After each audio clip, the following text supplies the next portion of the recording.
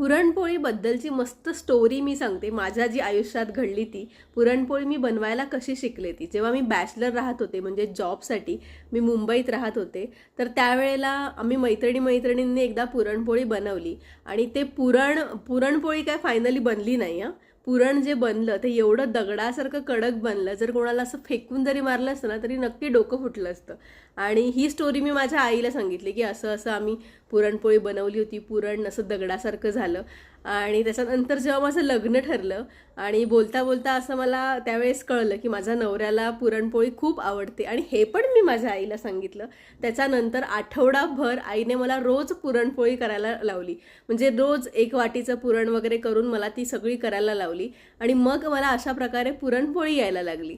आणि ही आहे ती पुरणपोळी. आता ही मस्त टम्म फुगलेली बिगलेली नाही आहे, पण टेस्टला अप्रतिम पुरणपोळी होते आणि अगदी माझ्या आईमुळे मला पुरणपोळी